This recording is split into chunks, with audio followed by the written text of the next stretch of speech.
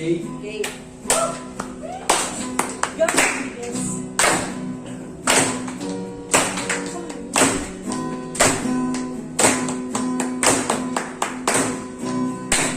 Blessed be your name, the land that is plentiful, where streams of abundance flow. Blessed be your name. Blessed be your name, when I'm found in the desert place, through the wilderness. Blessed be your name. Every blessing you pour out, turn back to praise. As God's gifts in Lord, still I will say, blessed be the name of the Lord.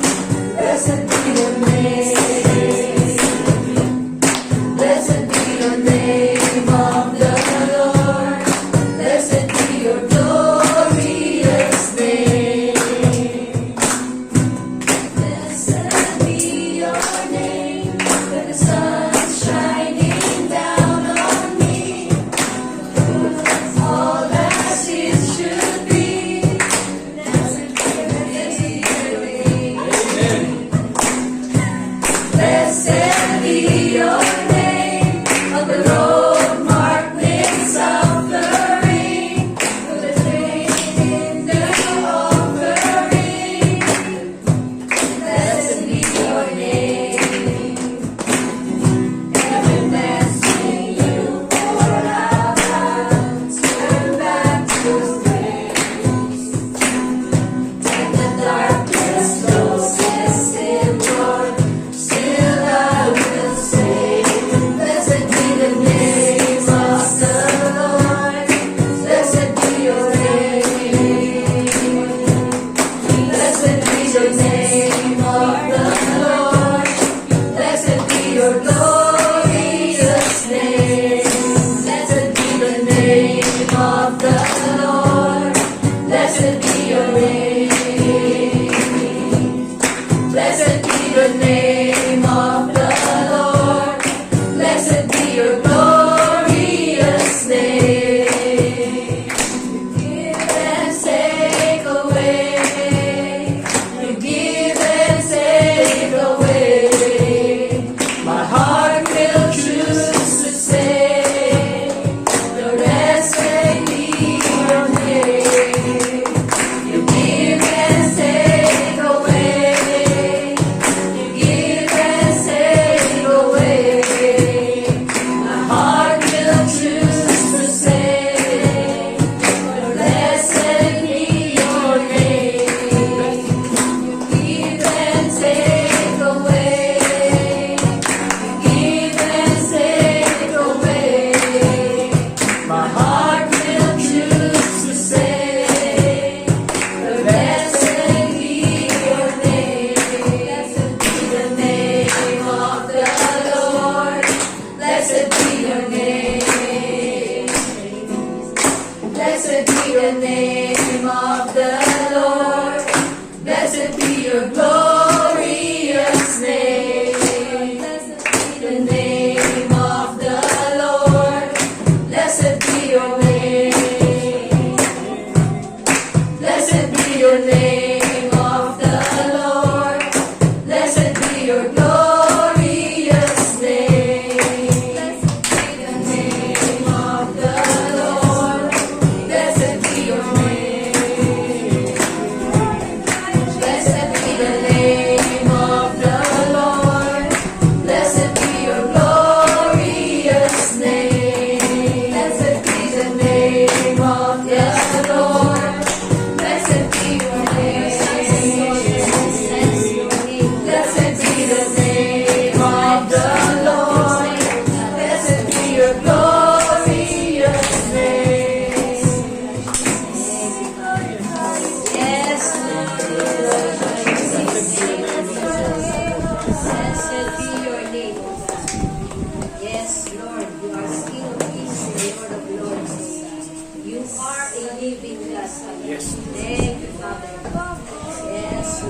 Jesus. Thank you, Lord, for saving us. Thank you, Lord, for giving us eternal life, O God. Thank you, Holy Spirit, for your work in the lives of your people. Hallelujah. Thank you, Lord. Continue to worship Jesus, Jesus. Jesus. Continue to worship Yes, Jesus. Lord Jesus. Glorify your name. Lord, you seek those who worship you in spirit and in truth. Above all kings, above all nations and all created things, above all wisdom and all the ways of man, you were here before the world began. Above all kingdoms, above all thrones, above all wonders the world has ever known, above all wealth and treasures of the earth,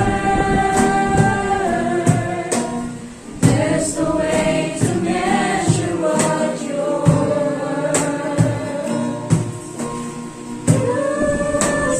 Crucified, laid behind the stone, you live to die, rejected and alone, like a rose trampled on the ground. You deserve the thorns and thought of me above all.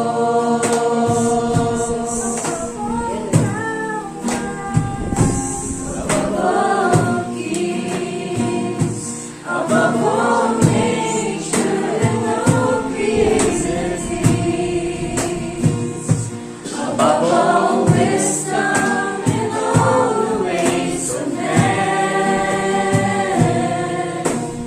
you were here before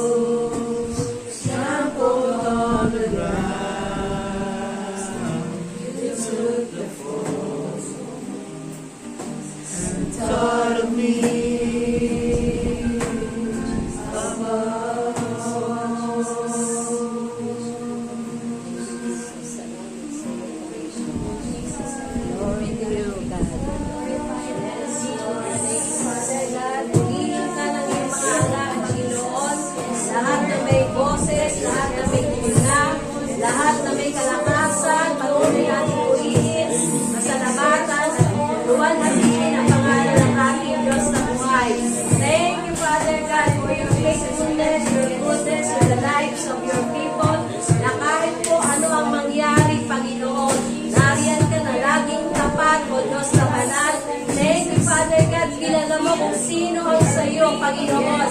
At lahat ng sa iyo, Panginoon, hindi mo maaagaw ng kaaway. Kaya salamat, Panginoon. Makita mo, nagpapatuloy po na tumatatag sa pananampalataya ang bawat isa. Salamat, Panginoon, sa willingness nila na gamitin, Panginoon. Gamitin mo ang bawat isa sa amin upang patuloy, Panginoon, na akayin ng mga hindi pa nakakakilala sa iyo. Makakilala, Panginoon. Magbigay kami ng pag-asa, O Diyos na banal. Patuloy na manalangin sa bawat isang nangangailangan ng panalangin, ng encouragement, O God. At patuloy makita mo po, Panginoon, ng iyong iglesia. This is your church, Panginoon. A strong church, Panginoon, na patuloy, Panginoon, na gagawin, iaalay, Panginoon, ang sarili. Panginoon, ang bawat isa sa amin, makita mo nakaalay sa iyong kalooban. Hindi ang kalooban namin ang nasusunod, kundi yung kalooban mo po, ang patuloy na nasusunod at ginagawa sa aming buhay. Baguhin mo ang kaisipan ng bawat isa at maging align sa iyong mga prinsipyo, sa iyong mga patuloy na sinasabi, at hindi lang po maging align, masunod namin, Panginoon. May hakbang kami gagawin upang mawabago, Panginoon, ang mga bagay na ayaw mo sa aming buhay. At makita mo po, O Diyos na banal, na patuloy na ang biyaya at patuloy na kalakasan na kinakailangan namin. Ang patuloy na paggamit mo po sa bawat isa. Yes, Lord, patuloy ka pagdadala, Panginoon, ng mga uhaw sa iyong salita. Uhaw sa iyong presensya dahil nakikita nila sa amin ang kapangyarihan mo, Panginoon. I-bless mo rin po ang mga bagong manggagawa na patuloy mong itinatayo at makita mo po, Panginoon, hindi lang sa talents and skills, kundi yung obedience po nila sa iyo, Panginoon, na laging connected, Panginoon, at ikaw po ang mapapurihan sa kanilang buhay. Salamat po sa mga trainer, salamat sa mga discipler, salamat sa mga disciples, Panginoon, dahil sinabi mo po sa amin na go, therefore, and make disciples, Panginoon. At patuloy na turuan sila lahat ng mga bagay na naituro po sa amin, sa iyong salita, sa mga praktikal na pamumuhay, Panginoon, at makita mo, O Diyos na banal, matatag ang iyong iglesia dahil sa iyo, Panginoon. Thank you, Father God. We bring you back all the glory, honor, and thanksgiving in the mighty name of our Lord Jesus Christ. Amen and amen.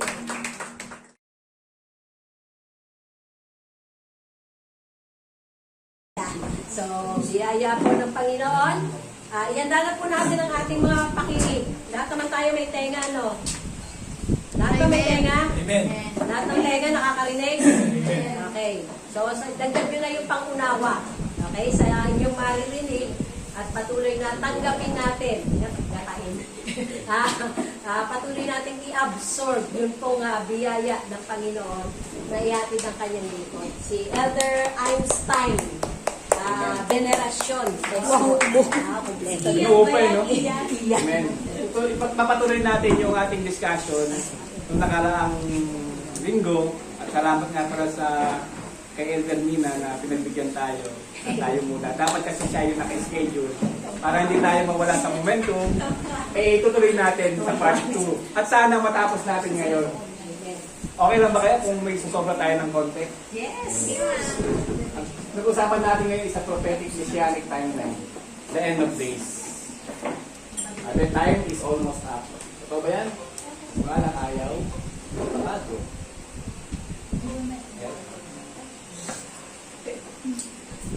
Yan. Yung nakalapit ng usapan natin is una yung it is really that no one knows the end of days.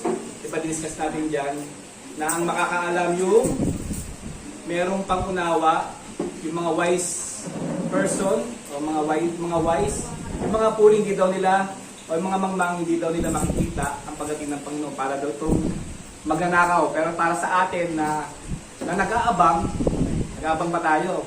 Yes. At tayo yung mga watchmen, makikita natin yung pagdating ng Lord. Kasi makikita natin yung mga sign. Diba?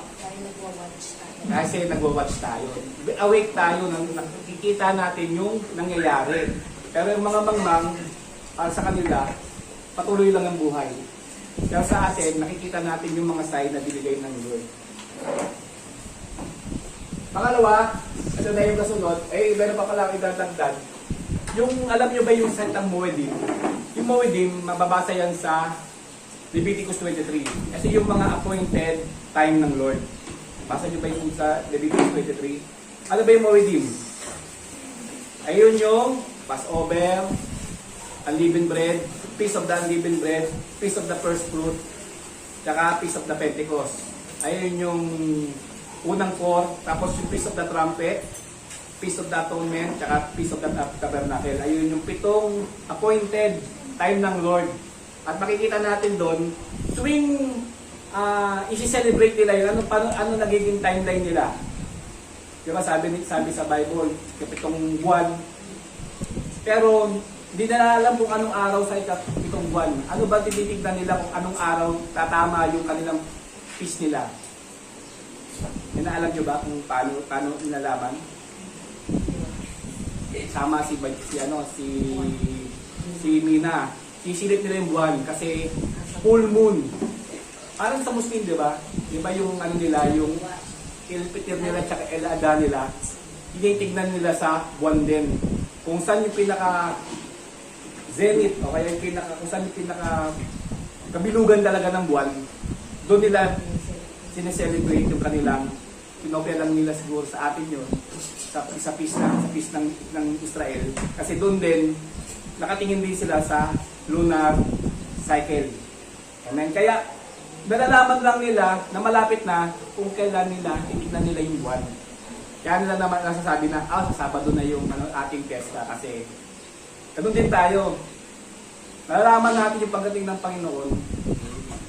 Hiligan natin yung mga sign, yung mga season na nangyayari sa mundo. Kaya makikita natin kung saan talaga yung araw. Nalalaman ba natin? Kaya natin.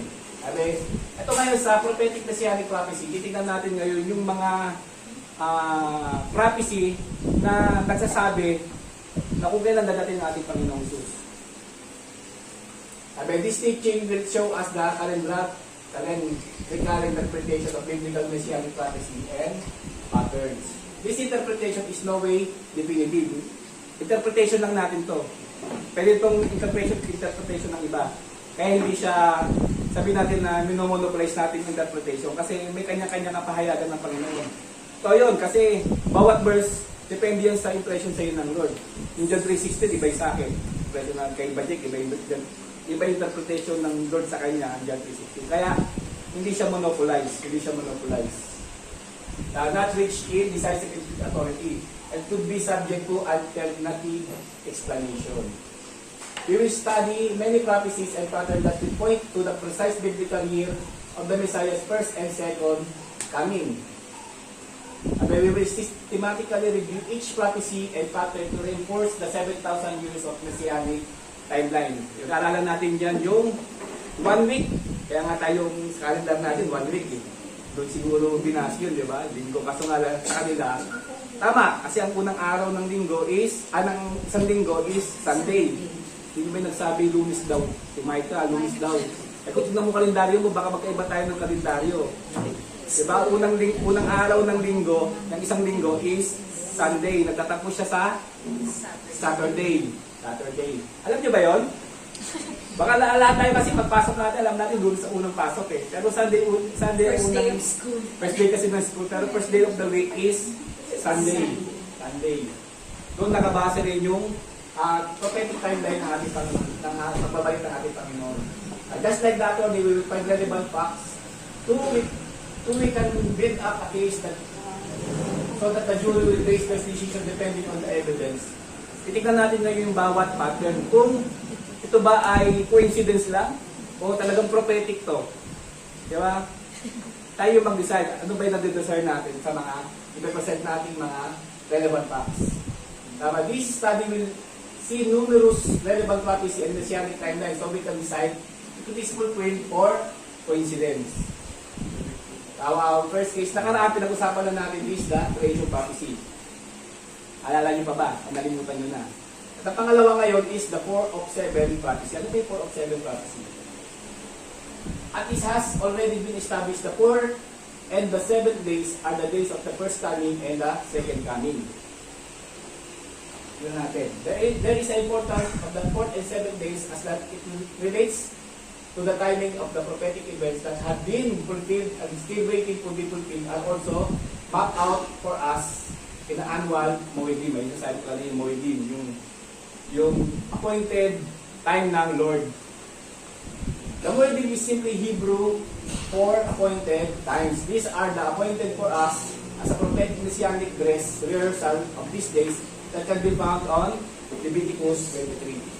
That this messianic appointed days are generally divided into what are called spring feasts and consists of 4 Moedim, and the 4th feast it will consist 3 Moedim.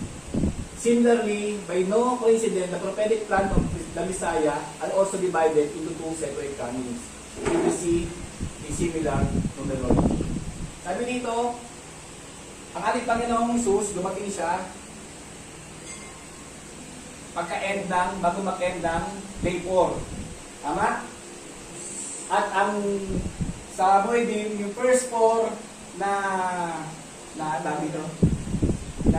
divide ay yung 4 and 3. 4 and 3, ang unang 4 is Passover, unleavened bread, first fruit, and Pentecost. And the susunod na pangatlo is trumpet, atonement, and tabernacle. Tingnan natin ngayon. Ito yung 4, ito yung papasok ng 7.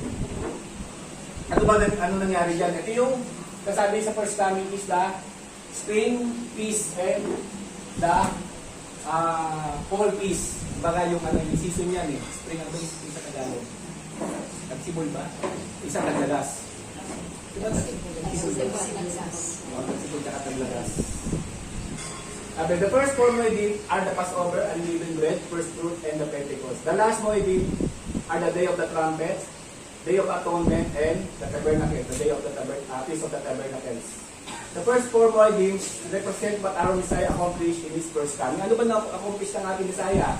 He died on the Passover, was tombed during the Feast of the Unleavened Bread. He was resurrected on the first fruit and documented in Acts chapter 2, the 50 days after the Holy Spirit came down on the Pentecost. Yung first 4 Moedim, na-fulfill na po ng ating Panginoong Isus. Yung unang coming niya. Ngayon, tingnan natin kung na-fulfill na ba yung pangalawang coming. At tingin ko, hindi pa. Ayun yung hinihintay natin. Pagbabalik niya.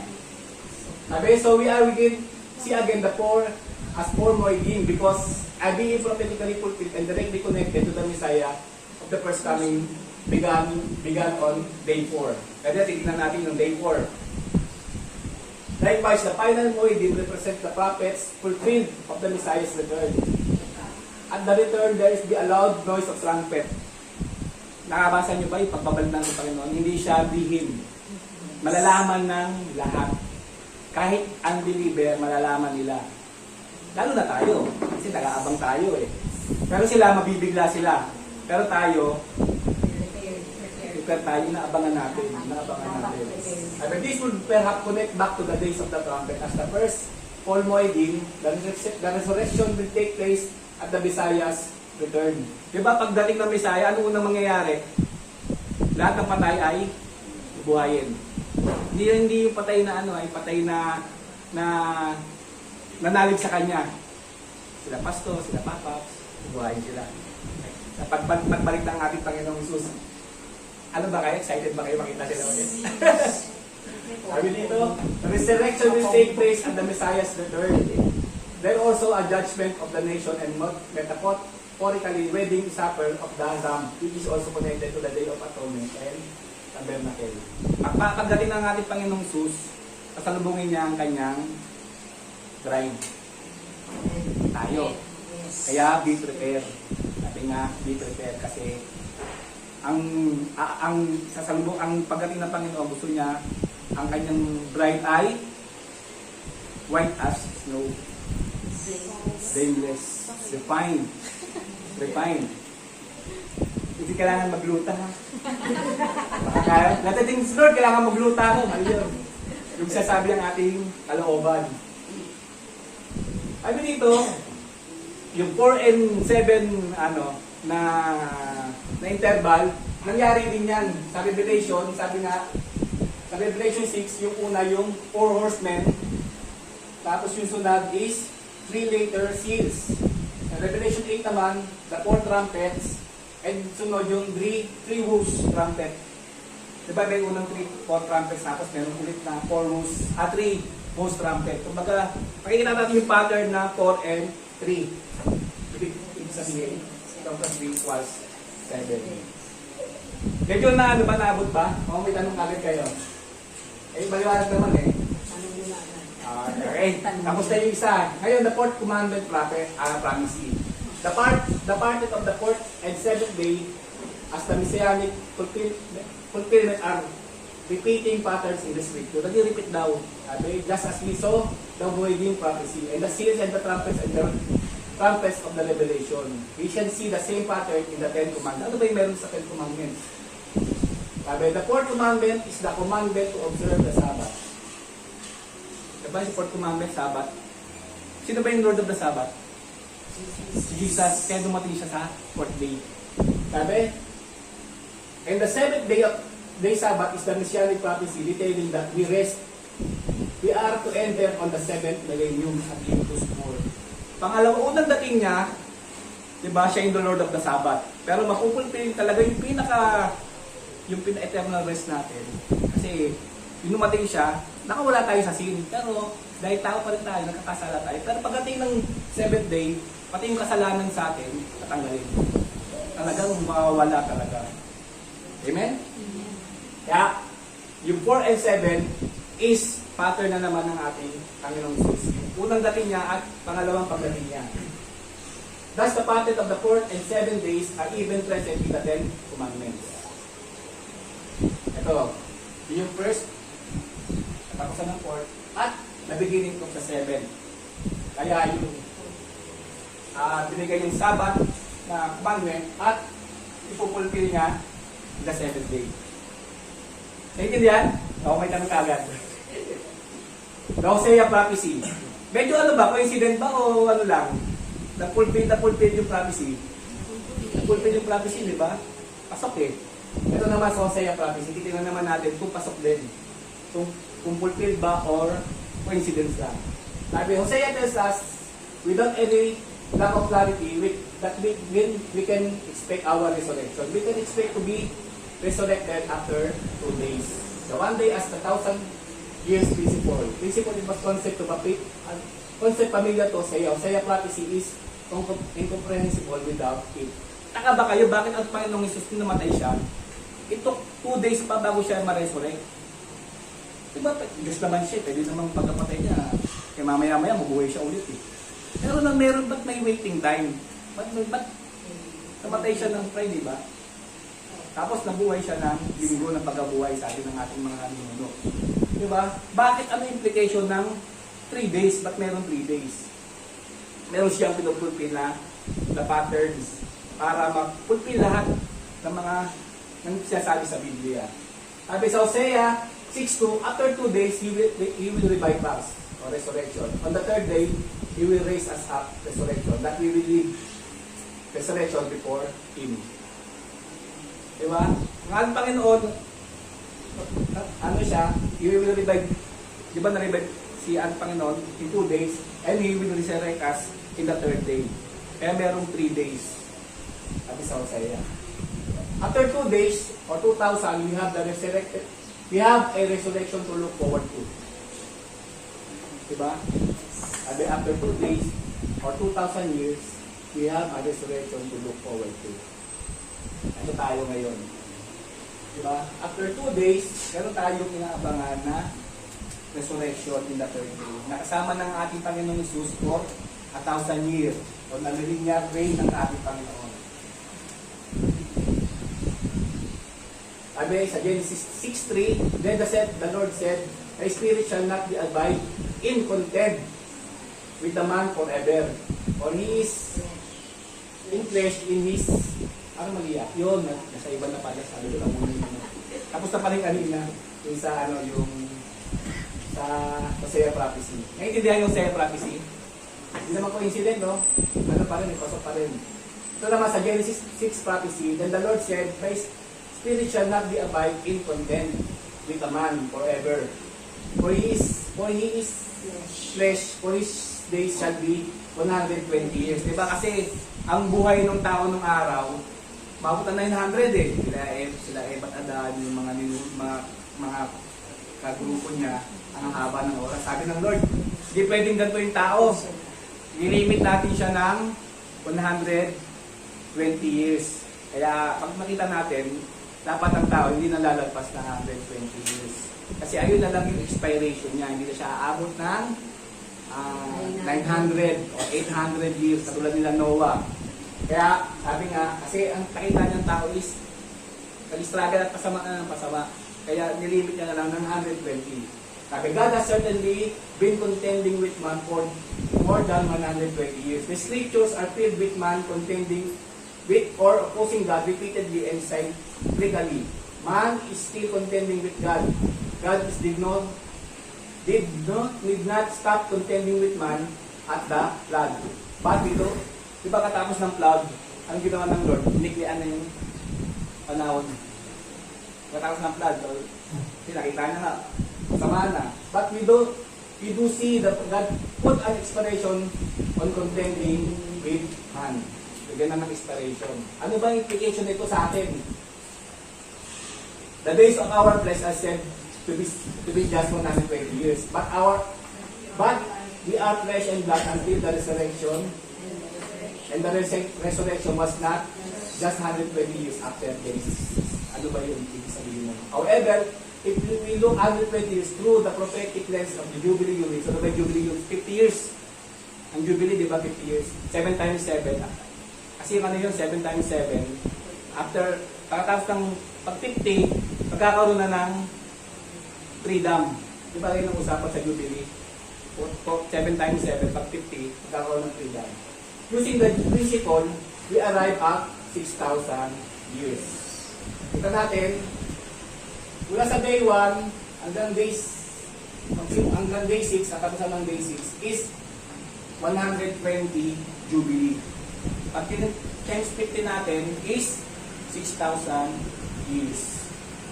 Sabi nga, ang tao, ang expiration ng kalahatan ng tao is 6,000 years. Pagkatapos doon, i-judge na siya bago pumasok sa millennial year ng ating Panginoon Jesus. Amen. Tandaan natin, 120 Jubilees or 6 days or 6,000 years. Sabi, our flesh is 120 Jubilee years. 120 times 50 equals to 6,000. Hanggang doon na lang i-content ng Lord ang tao after 6,000 years. Ano ba? Prophetic ba o coincidence lang? Prophetic, diba? Tama eh, kasi pagkatapos ng 6,000 years, maghahari ng ating Panginoong Jesus for 1,000 years. Yun yung millennial reign ng ating Panginoong Jesus.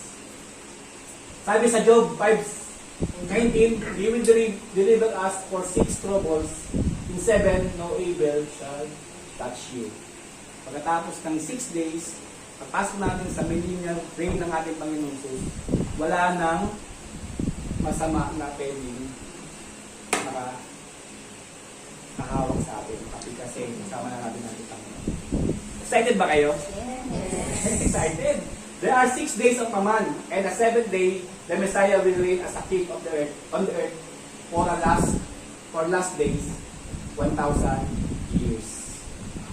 Next, the death of Moses prophecy. Ano lang siya? Medyo connected siya doon kanina. Sabi, Moses was 120 years of age when he died. Ang Deuteronomy 34. Na-maximize ni Moses ang kanyang buhay. 120 years. Sarap na 120 years. Kaya pa ba? 120 years. Sabi, using prophetic jubilee principle, we can find the death of Moses represent the end of 6,000 years. 120 times 50. How does that connect to the timing of the second coming? Ano ba nangyari pagkatapos mamatay ng ating patriarch na si Moses? Ano nangyari? Ha? Ano nangyari pagkatapos mamatay? Ha? Nilibing siya. Siyempre, nilibing siya naman eh. Hindi, si Joshua. Diba, si Joshua. Sabi, what happened just after Moses died? Joshua led God's people into the promised land. Diba, prophetic? Diba, pagkatapos ng 100th Jubilee, o 6,000 years, led by Joshua, pumasok na siya sa promised land. Ayun yung millennial year natin. Connect, prophetic, diba? What is the Messiah supposed to do when He returns? One of the things He is supposed to do is to lead us into the promised land. Yung 1,000 millennial years. Ano yung 10 man tubig? Sabi Joshua, Yeshua, in Hebrew, our Messiah also shared the exact name in Hebrew. No? Nakaba kayo si Joshua at si ating Panginoong Jesus? Is pare sa pangalan. Siya rin yung mag-lead sa atin sa millennial year. Siya rin nag-lead sa Israel para sa promised land. Coincident o prophetic? Prophetic, no? Totoo, no? Kumbaga makikita. Nung araw, binabasa ko to. Hindi ko naintindihan eh. Ngayon, pag kinokonek, prophetic nga, no? Parang foreshadowing ng pang magiging pagbabalik ng ating Panginoong Jesus.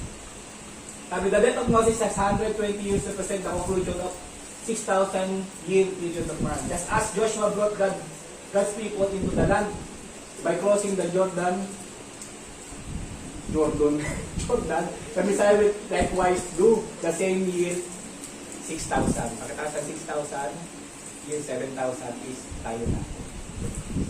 The Jubilee prophecy. The biblical Jubilee does not grant us ability to discern prophetic timing. The Jubilee, as Messianic prophecy, also tells us what Messiah will accomplish in two separate comings.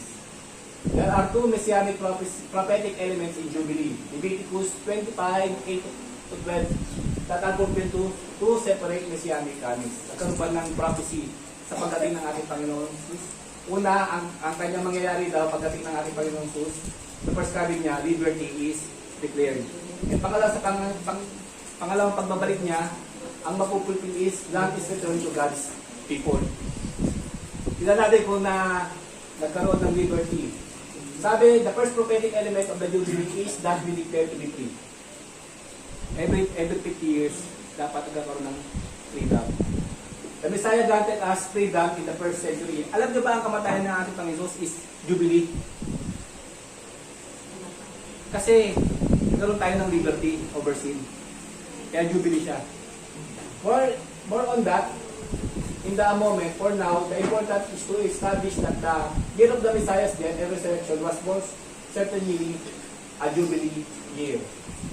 Sa Luke 4:16-19, ang bango naman ng ulam. Nagugutom ako.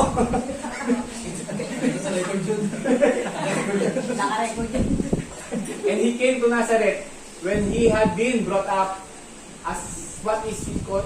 Ay, basa nga. And he came to Nazareth where he had been brought up, and as was his custom, he went to the synagogue on the Sabbath day, and he stood up to read, and the scroll of the prophet Isaiah was given to him. He unrolled the scroll and found the place where it was written. Ito yung binasa ng ating Panginoon Jesus. Because he has anointed me to proclaim good news to the poor. He has sent me to proclaim liberty to the captives and recovery of sight to the blind, to set at liberty those who are oppressed, to proclaim the year of the Lord's favor. Na-fulfill ba ng ating Panginoong Jesus yung liberty? Yung sa kanyang first coming, di ba? He has sent me to proclaim liberty to the captives. Amen? Sabi, the Greek word aphesis is the word translated as forgiveness. Kailangan, ito muna sa Hebrews 10:22 muna. Baliktad ako na yung baba. Sabi, indeed, sa Hebrews 10:22, indeed, under the law, almost everything is purified with blood.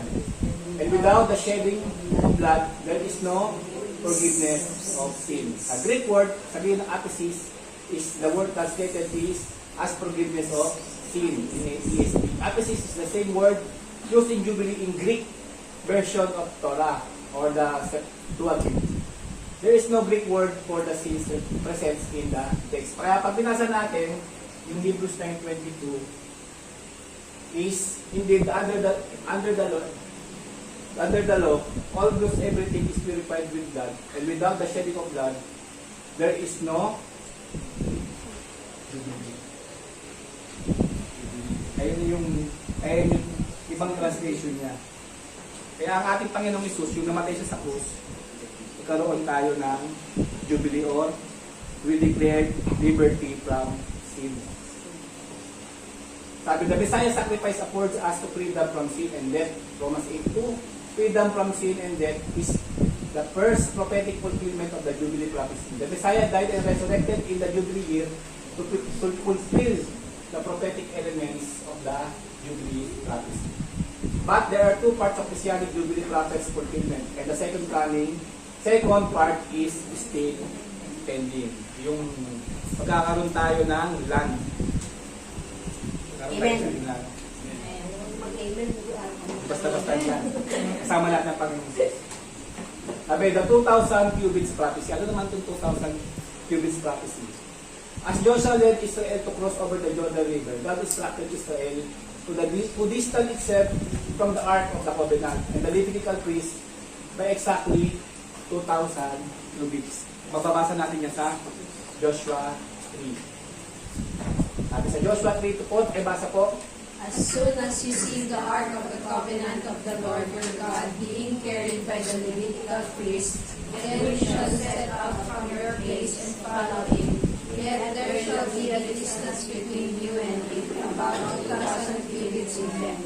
Do not come near it, in order that you may know the way you shall go, for you have not passed this way before. Kung titignan natin, yung 2,000 cubits, parang nag-reference siya ng 2,000 years. Nauna, ang Ark of the Covenant. Ang ating Panginoon Jesus, nauna na muna sa langit. Lalo sabi niya, ipiprepare niya ang ating mga mansions. Mansions, ayaw. Ipiprepare niya yung mga mansions, mauuna siya sa atin. Ipiprepare niya. After 2,000 years, babalik siya. Babalik siya. Kaya sabi niya dito, yung Ark of the Covenant represents our Lord Jesus, the presence of the God. Mauuna for 2,000 cubits. Prophetic ba o coincident lang? Prophetic. Di ba pwede namang sabihin ng Lord, gawin mo 3,000 o kaya 1,500. But merong exact na distance ang binigay. Kasi ang ating Diyos is God of order. Meron siyang pattern na binibigay. Meron siyang pattern na binibigay. Sa Luke 10:33-35, pakibasa po. Ay, teka lang ha. Teka lang po. Pasensya na. Tapos na pala yung prophecy na yun. Susunod na is the Good Samaritan prophecy. Oo, hindi ako ng ano. Okay, pakibasa po sa Luke 10:33-35. But a Samaritan, as he journeyed, came to where he was, and when he saw him, he had compassion. He went to him and bound up his wounds, pouring on oil and wine. Then he set him on his own animal and brought him to an inn and took care of him. And the next day he came out to the inn and gave them to the innkeeper, saying, Take care of him, and whatever more you spend, I will repay you when I come back. Amen. Yes. Sabi dito, ang 2 denari sa panahon nila is 2 days of wage ng isang tao, na isang empleyado, ang 2 denari. Coincident ba? Or prophetic?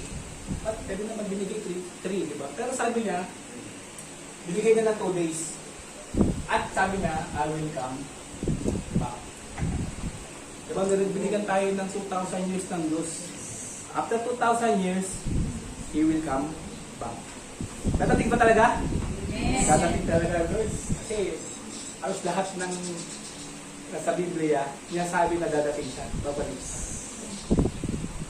Sabi, in the first century, 2 denarii are about 2 days of wages. The 2 days stay in the inn was also about 2 days of wages.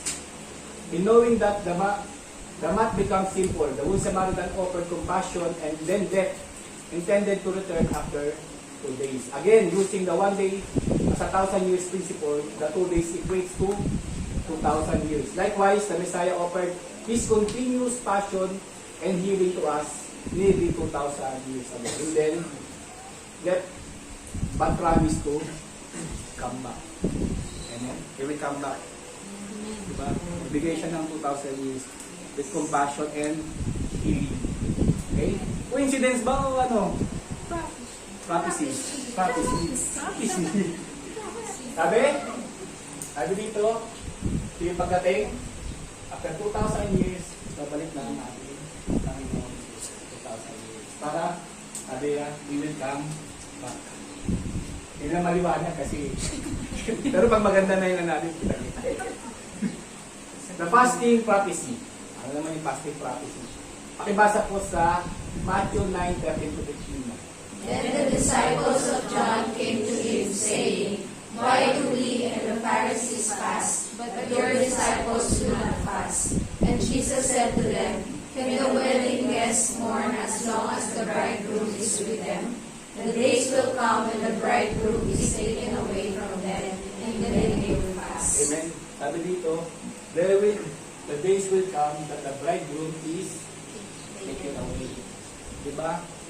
Umalis muna. Pero, babalik siya. Kaya, ito yung 2,000 years na magpapas. Magpapas pa tayo 2,000 years. Hindi naman. Babalik tayo. Sabi that this is interesting statement, but our Messiah, He will clearly state that He will be living for a time and connects that with our as fasting. The Messiah example of a fast, ironically enough, was exactly 40 days in the wilderness. And likely, a coincidence. Diba? Yung 40 na yan, paulit-ulit natin nakikita yan. Hindi nyo ba napapansin sa sa Biblia? Yung 40 na yan, ako rin napapansin ko na yung 40 na yan. Bakit may lagi ko nababasa yung 40 na yan? Yung nag-fasting ang ating Panginoon Jesus, 40 days. Ano ba yung implication ng 40 days? Sabi sa Matthew 4:1-2, then Jesus led up by the Spirit into the wilderness to be tempted by the devil. After fasting for 40 days and 40 nights, He was hungry. Ano ba yung sabi? 40 days and 40 nights in the wilderness, coupled with the Jubilee principle. Ano yung natin sa Jubilee principle? It's another mention of 2,000 years. Paano naging 2,000 years? Of fasting in the wilderness. In the following Messiah example, the fasting in the wilderness, how long have we also been fasting in the wilderness, waiting for the Messiah's return? Lately, 40 Jubilees. Ang 40 Jubilees, pag times mo ng 50, is 2,000 years. Ang 40 times 50, 2,000 years. After 2,000 years, babalik ang ating Panginoong Jesus. Kaya sabi niya, kanina doon, di ba? Magpapas sila pag ako'y umalis na. Ngayon na, 2,000 years na sinabi doon. Pagtapos ng 40 years, 40 days sa kanya, sa atin, 40 Jubilees or 2,000 years, babalik na ang ating Panginoon Jesus. Sabi dito, ito yung 40 Jubilees. Mula sa day 4 hanggang sa day 7, 40 Jubilees yan. Mula day 1 hanggang day 7, 120 Jubilees. Wala natin. Kaya 40 Jubilees equals to 2,000 years. In Exodus 19, 16-20, pakibasa po. Ay, iba na pala to. Naguguluhan ako. Yung kanina ba, coincident ba o prophecy? Prophecy. Parang wala coincident Parang pakibasa naman, Mount Sinai prophecy. Exodus 19, 16-20. On the morning of the third day, there were thunders and lightnings and a thick cloud of the mountains, and a very loud trumpet blast, so that all the people in the camp trembled. Then Moses brought the people out of the camp to meet God, and they took their stand at the foot of the mountain. Now Mount Sinai was wrapped in smoke, because the Lord had descended on it in fire. Pag inignan na si Moses, parang siya yung foreshadowing ng ating Messiah. Diba? May napansin nyo yung ginawa ni Moses, siya yung nag-lead up sa Egypt sa slavery. Kumbaga, pwede natin siyang parang i-compare sa ating Messiah yung kanyang ginawa. Sabi dito, kung titignan natin tong verse na to, para siya yung the second coming. Napansin nyo? Para siya yung second coming. Sabi on the third day, or the seventh, kumbaga sa atin, the seventh day, seventh day, is maririnig yung thunder and lightning in the thick cloud, and very loud trumpet. Ba't magkakaroon ng trumpet blast? Ang ating pagbabalik ng ating Panginoong Jesus, meron ding trumpet blast. At maririnig ng lahat. Sabi dito sa the smoke of it went up like the smoke of the field, and the whole mountain trembled. And as the sound of the trumpet grew louder and louder, Moses spoke, and God answered him in thunder. The Lord came down to the Mount Sinai, to the top of the mountain. The Lord called Moses to the top of the mountain, and Moses went up. Sabi, the Lord came down. Pagkatapos niyang loud trumpet, the Lord came down. Anong ginawa ng Lord? Tinawag si Moses. Ang ginawa ni Moses? Went up. Diba? Pagbaba ng ating Panginoong Isus, tatawagin niya tayo. At tayo, ang nagagawin natin? Akyat tayo. Rapture. Akyat tayo. Pinoforeshadow niya yung mangyayari sa panahon natin ngayon. Diba? Bumaba ang Diyos, tinawag si Moses umakyat atep sa mountain. Tayo, pababa ng ating Panginoon Jesus sa second coming, tayo, akyat din tayo. Nasalubungin natin ang ating groom. Salubungin natin siya. Ano ba? Na-fulfill ba yung prophecy? Ano ba? Prophecy ba siya o ano? Coincidence lang. Prophecy. The Ascension Prophecy. Ito ngayon, Ascension Prophecy. Lahat pasok, di ba? Lahat pasok. Sabi, we are told that the Messiah will return in the same way that He ascended. Thus, this ascension is connected to His return. Bakit ka mo? Diba sabi nung dalawang nakatayong nakaroon, kung paano nyo nakita ang ating Panginoong Jesus na umakyat, ganun din mo siya makikita bababa. How long was it for our Messiah's death and resurrection until His ascension? Paano daw katagal? Sabi sa Acts 1:3, He presented Himself alive to them after His suffering by groups, appearing to them during 40 days and speaking out the kingdom of God. Ang ating Panginoon Jesus, pagkatapos niyang mag-resurrect, di ba kagad siya umakyat eh? Di ba? Ang sabi, nagturo pa siya for 40 days. Kaya nga yung meron nga tayong yung condition na 40 days, kasi sabi na pag namatay yung tao, pag-alagala mo. Pero ang ating Panginoon Jesus, talagang gumala siya, pero hindi siya yung hindi nakikita. Talagang kita siya kasi nangaral pa siya for 40 days. Kaya naman yung 40 days na yan. Bakit na naman may 40 days? Pwede naman siya nangaral ng 50 days o 41 days. Bakit meron na naman 40 days? May pattern, di ba? May pattern. 40 days. Sabi, we find that it was 40 days that from the timeline of our Messiah's death and resurrection till the time He ascended. Yung resurrection at bago siya umakyat, 40 days. Connect na naman dun sa 40 Jubilee years or 2,000 years. 2,000 years. At again, using the Jubilee principle, 40 times 50, we can find another prophetic unit of 2,000 years between the Messiah's death and resurrection and His return as represented by His ascension. His ascension, of course, is declared to be representation of His return according to the men in the white robes. That the Messiah's death and resurrection was nearly 2,000 years. Malapit na yung 2,000, malapit na mag-expire yung 2,000. Malapit na po mag-expire yung 2,000. Malapit na po tayo. Sabi, the seventh prophecy. The servant prophecy. Ano ba yung servant prophecy? Exodus 21 verse 2, pakibasa po. When you buy a Hebrew slave, he shall serve 6 years, and in the 7th he shall go out free from the land. Medyo malinaw na, no? Medyo malinaw na. Pagkikita natin dito, 6 years represented as 6,000 years. Pagka 7th day, we are going to be free. Free from lahat. Free from sin, free from sickness, di ba? Free sa lahat, di ba? Kaya, sabi for natin, wala daw tayo. This is the same pattern of the Sabbath prophecy. For 6 years, the servant is in bondage. Man, dahil sa kasalanan, for 6,000 years, ang man is bondage of sin. Amen? Kahit tayo, diba? Kahit ligtas sa tayo ng Panginoon, nakakasala pa rin tayo. Sino ba dito din nakakasala? Wala. Alam ko, meron eh. Sabi, on the 7th, he is released. Likewise, the 7th day of the biblical 6,000, we are set free by a resurrection. Set free from the bondage and corruption through the redemption of our bodies. This resurrection is the hope we wait for. It will be occurred in the 7th day. Magkakaroon na tayo ng glorified body. Sabi, free from sin, free from sickness, free from anumang meron na ginawa ng ginapos sa atin ng kaaway. Agiging, tayo, magkakaroon tayo ng freedom. The David and Goliath prophecy.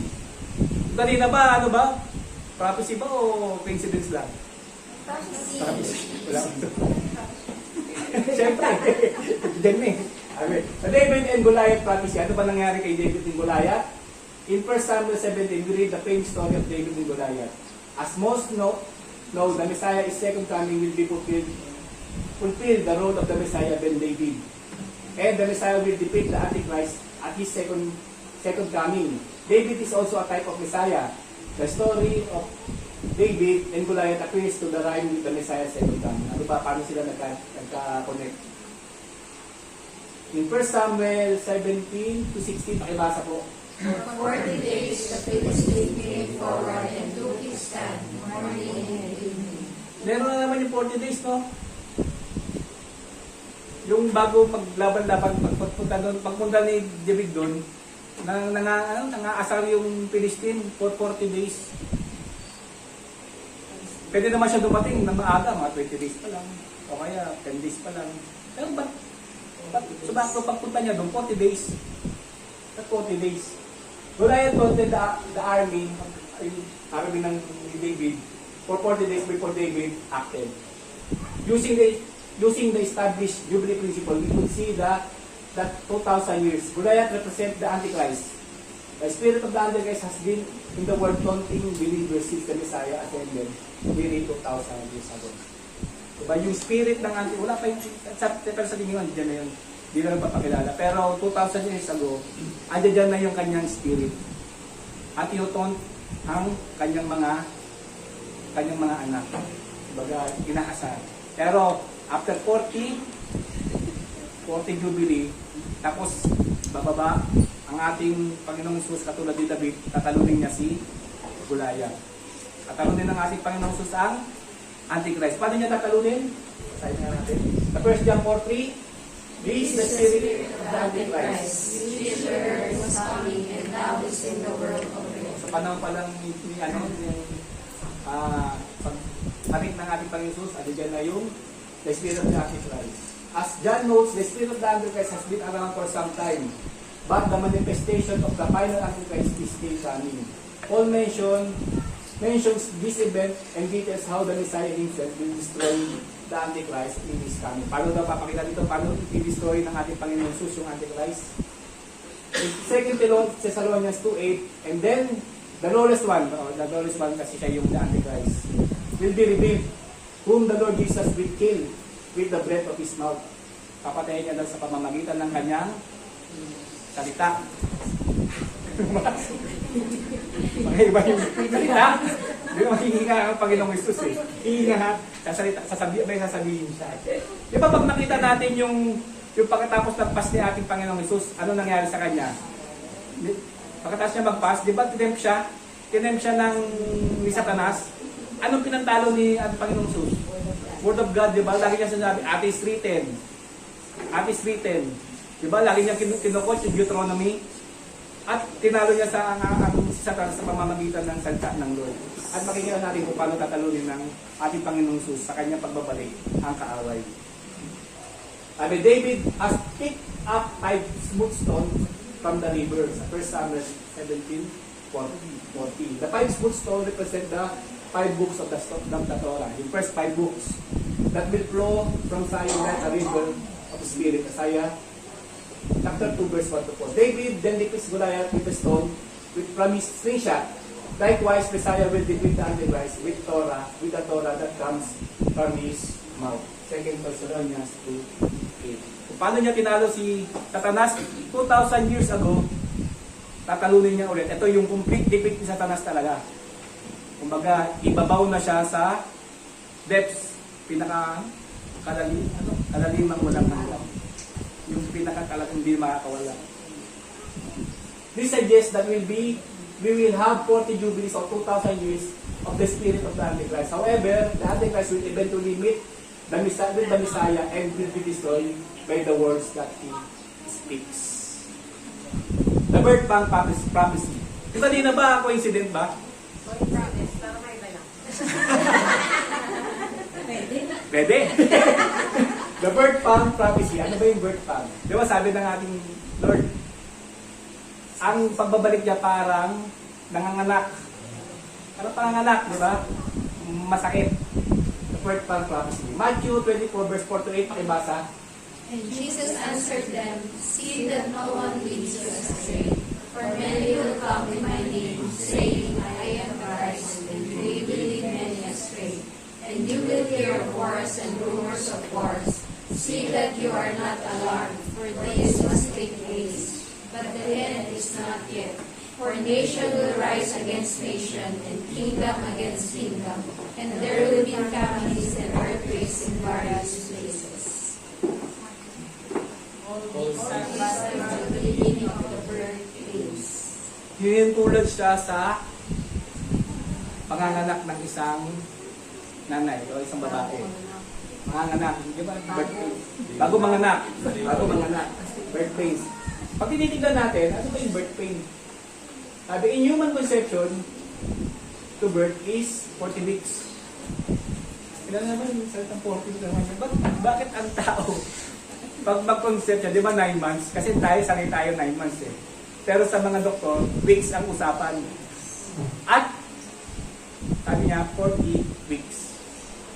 Ba't kaya, may connect, no? Bakit hinintulad sa panganganak ang pagbabalik ng Panginoon? Kasi ang human is, kanyang conception is 40 weeks bago siya nanganak. Using the Jubilee principle, we can find that the time frame would last about 2,000 years, starting in the 1st century. The death and burial and resurrection of Christ in 30 CE or 30 AD. Sabi ng mga tawag dito, sabi ng mga scholar, ang kamatayan daw ng ating Panginoon Jesus nasa 29 to 33 AD. Kasi kasi kriminal nga, hindi naman nila masyadong binibigyan ng sulat sa history. Ito, namatay ito, Jesus. Pero sa kanila kasi, kriminal, kaya wala masyadong record. Pero ang estimate ng mga scholar, 29 to 33 AD namatay ang ating Panginoon Jesus. Kaya titignan natin, anong kahalagahan yan? Tatandaan natin, yung tinanong ko nakaraan, ano ba yung magiging start ng timeline ng 2,000 years? Yung kapanganakan ba ni Kristo o yung kanyang death, burial, and resurrection? Pwede yung kapanganakan, pwede rin yung death. Kaya titignan natin kung yung death, nasaan na tayo ngayon pagkatapos ng kanyang kamatayan. Using all these prophecies and patterns, establish for us rather precise messianic timeline. Since we have deduced that there will be 2 days or 2,000 years from the death, burial, and resurrection of the Messiah to his coming, all we need to know is the year of the Messiah's resurrection. To then know the year of his return. Sabi, kung malalaman daw natin kung kailan siya namatay, may estimate natin kung kailan siya darating. Pero ito, hindi ko sinasabi ito na to. Sabi ko, nakaraan, maging open-minded tayo. Diba? Kasi katulad yan ng wedding, malalaman mo na lang kung kailan yung Passover, tinitignan yung kabilugan ng buwan, yung season. Ngayon titignan natin, abang palapit pa ng palapit ngayon yung 2030, makikita ba natin yung mga sign? Pero hindi ko sinasabi na ito ito na mismo ang dadating ng ating Panginoong Jesus. Ito yung estimate natin. Kasi meron na tayong pattern kanina, di ba?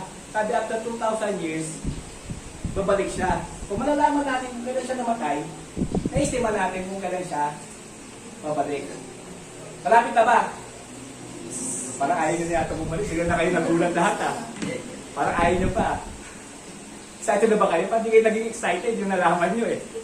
Pero tignan natin kung bakit. Sabi ko, nalalaman natin kung saan, nalalaman natin kung kailan siya babalik. Scholars have been argued the time frame between 29 CE to 33 CE. Sabi ng CE, common era. At the time of the crucifixion and resurrection of the Messiah. Ay titignan natin ngayon. For the longest time, we lack of witness to take exact when his death occurred. The best way we could is was an educated guess. Hulaan natin. Kung talagang sansan dito. Sa pagitan ba? Dito ba? O hanggang dito? Sa kalakitaan. Ayun, ihuhulaan daw natin. Educated guess ka daw eh. Most scholars agree that 30 CE makes the most sense. Bakit? Bakit? So there will be, they may be more right than they realize because we are going to present evidence that they did not even likely consider that really solidifies 30 CE as the year of his death and resurrection. Ironically, in the ancient Jewish writing, we can find several witnesses, all agreeing to the exact year of the Messiah. Titignan lang kasi sa Bible, di naman sinabing kung anong year siya namatay. Pero may mga ancient writings na nakawitness kung ano nangyari sa Israel pagkatapos ng kamatayan ng ating Panginoon Jesus. Sabi, we read in the Jerusalem Talmud. Ang Jerusalem Talmud, sabi siya, mga rabbi sa panahon nila na sinusulat yung ano ba nangyayari sa church o sa temple. Kunyari, ang temple. Parang ano siya, parang nire-register o nilalag nila kung anong nangyayari. Kunyari, nagkaroon ng Feast of Passover o mag-aalay sila. Ano yung mga nangyari sa araw na yun. Nilalag nila yun para for future reference. For future reference. Ngayon, titignan natin yung mga sinulat nila pagkatapos ng kamatayan ng ating Panginoon Jesus. Sabi dito ni Jacob User. Ano siya? The Jerusalem ni ano yan, yung ano niya, parang book niya. Parang meron siyang book. Tandaan natin, itong 70 CE o 70 AD, confirm to. Ito talaga, meron talagang nalaman talaga nila, yung based na sa history to na ang temple ay giniba ng Roman Empire noong 70 AD. Kaya, yun, meron tayong reference. Reference point yung pagdurog ng temple. Sabi niya, for 40 years before the destruction of the temple, o 70 CE, Western light, ito yung sa loob ng temple, nilag nila. Western light went out. The crimson thread remained crimson. And the Lord, for the Lord always came up in the left hand. They would close the gates of the temple by night and get up in the morning and find them wide open. Ayun yung napansin nila for 40 years bago ang temple ay mag-destroy. Ang nakita nila, yung western light daw, namamatay. Yung crimson thread, remain crimson. And for the Lord always came up to the left hand. Ano ba yung significance niyan sa panahon nila? Kaya natin. A similar passage in Babylonian Talmud states, our rabbis, ang nagsulat naman ito ay si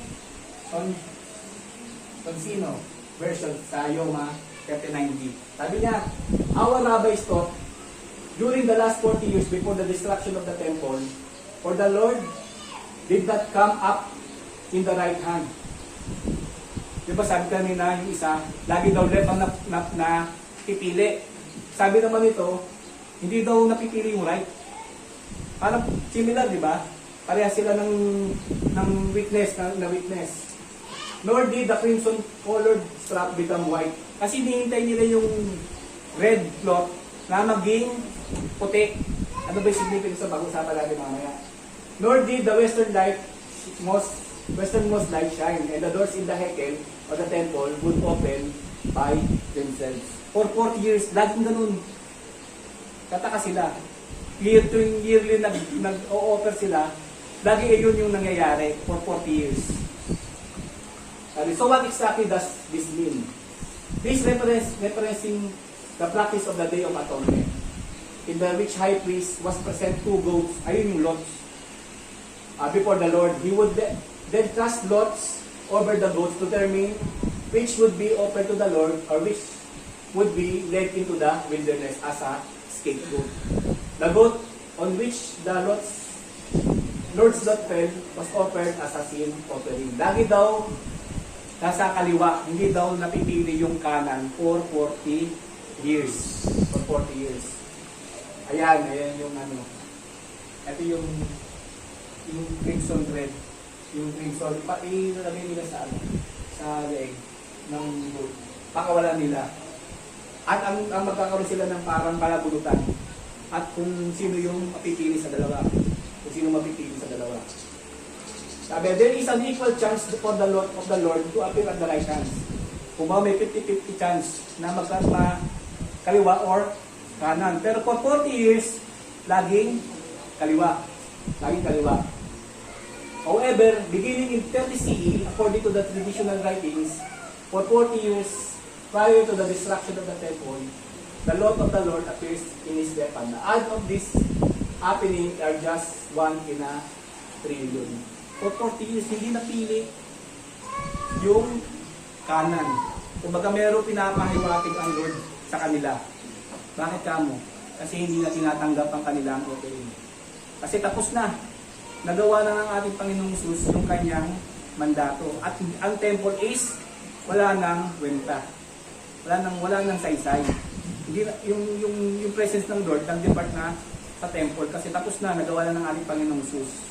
Kaya sila nagtataka. Kasi sabi nga, beginning of 30, yung namatay ang Panginoong Hesus sa 30 CE, hanggang 70 ang destruction ng temple. Laging ganun. Kaya makikita natin na 70 minus 40,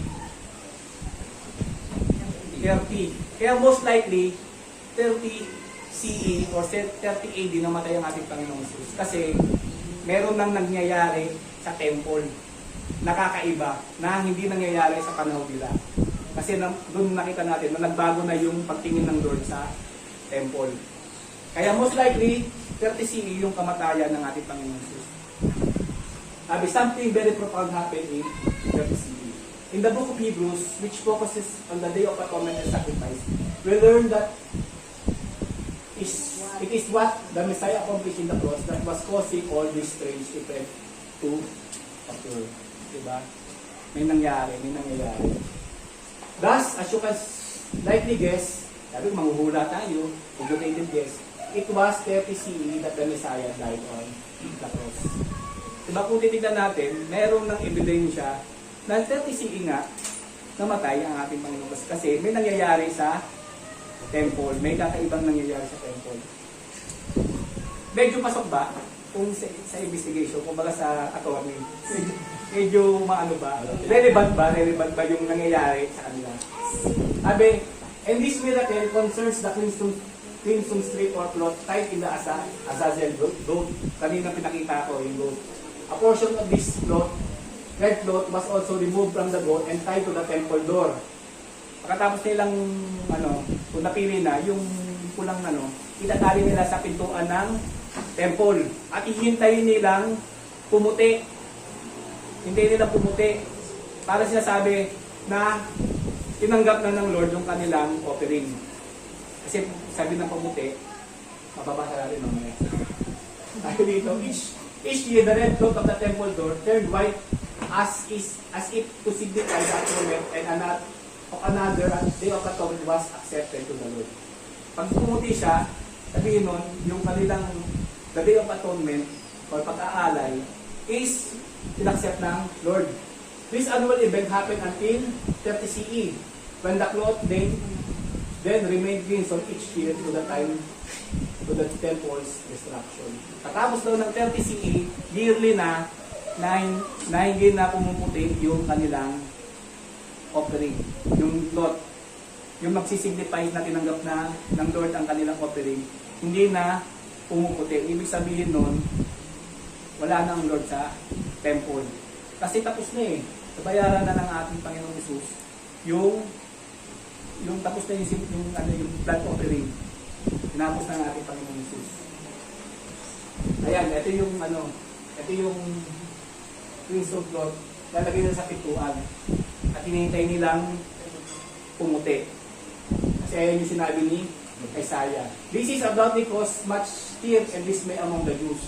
This tradition practices is linked to the Israel's confessing as sins and ceremonically placing this patient sins upon the assassin's tooth. Kumbaga ipapasa yung kasalanan dun sa hayop bago papatayin.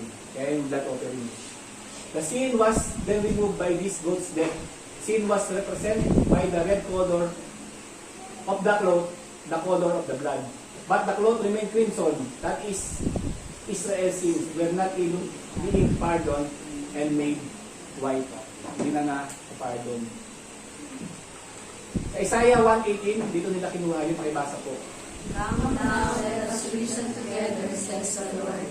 Though your sins are like scarlet, they shall be as white as snow.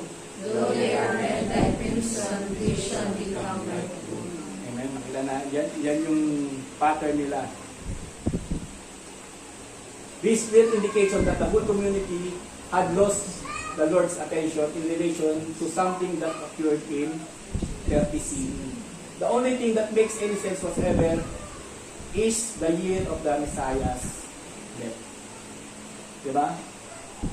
Merong connect kung bakit may nangyayari sa temple nila dahil may nangyari nga dun sa 30 CE.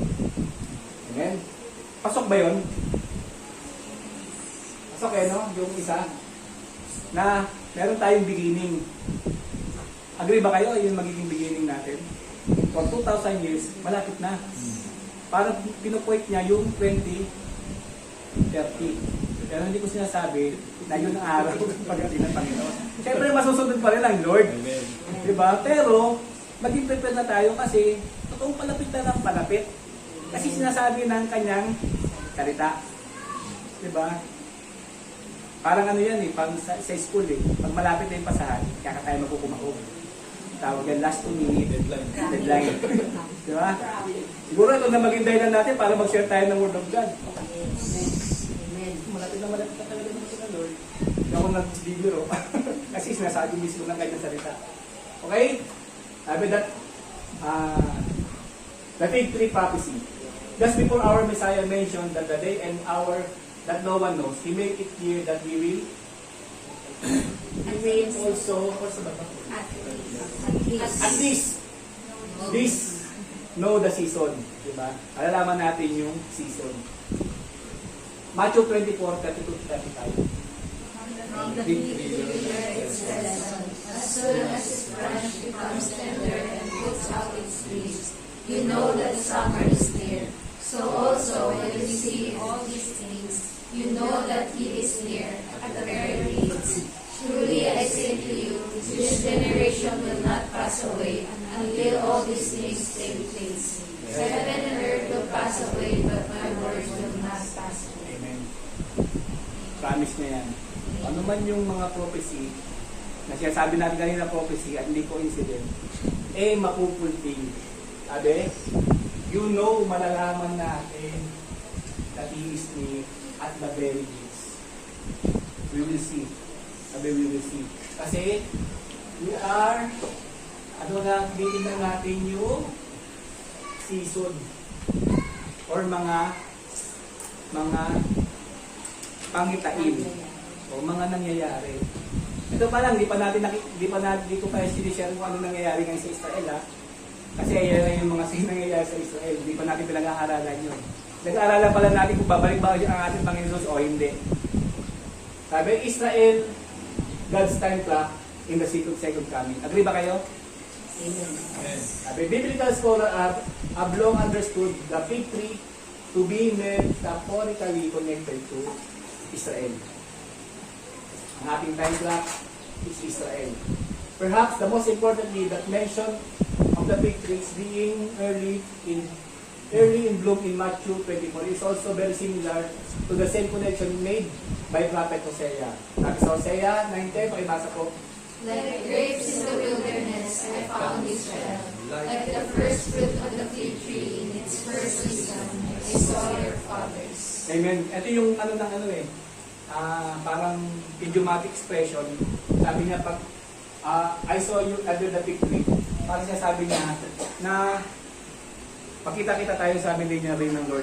Sinabi niya yung kay kasama ni Stephen. Si Nathan. Diba si Nathan, yung Panginoong Isus, lumapit sa kanya, sabi sa kanya, I saw you under the fig tree.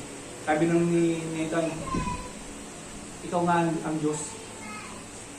Kasi sa kanila idiomatic expression na under the fig tree is, sabihin nun, the day of the Lord, kasama na natin ang Lord sa bigay natin. Israel become a nation with land again in 1948. Alam niyo ba, 1948, mula 1,000 years ago, Ottoman Empire, nawala ang Israel.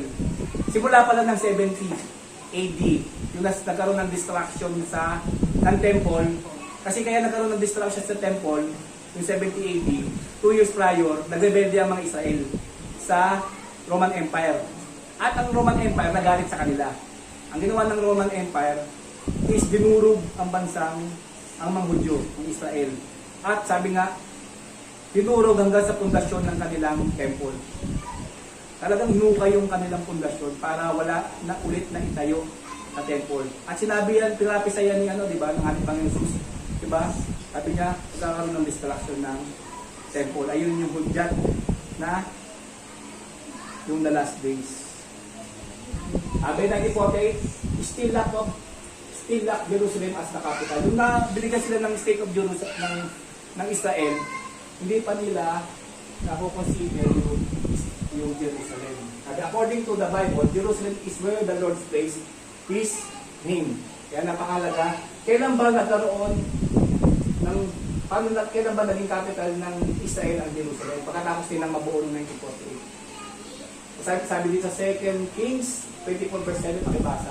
In the carved image of Asherah that he had made, he set in the house of which the Lord said to David and Solomon his son, in this house and in Jerusalem, which I have chosen out of all the tribes of Israel, I will put my name forever.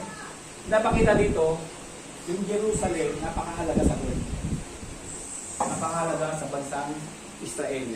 Kaya napakahalaga rin sa Lord kasi doon niya daw ilalagay ang kanyang pangalan. And then, on January 23, 1950, in Israel, Knesset proclaimed Jerusalem as the capital of the city. After 2 years bago nila na-proclaim, ang Jerusalem ay capital ng Israel. Israel, nabuo sila, nag-stay sila ng 1948, pero na-declare ang Jerusalem as the capital of Israel noong 1950. And began moving government offices into the city, causing fig trees branch to now be tender and putting on leaves.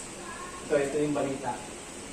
Jerusalem named capital of Israel, 1950. Ano ba significance niyan sa pagbabalik ng ating Panginoon Jesus? Diba sinabi natin siya yung time clock. So, if 1950 is the start, how long is a generation? Ironically, in Psalms 90, the same chapter we read, earlier is representation and demonstration that the concept of the day as 1,000 years will also establish a given interesting verse.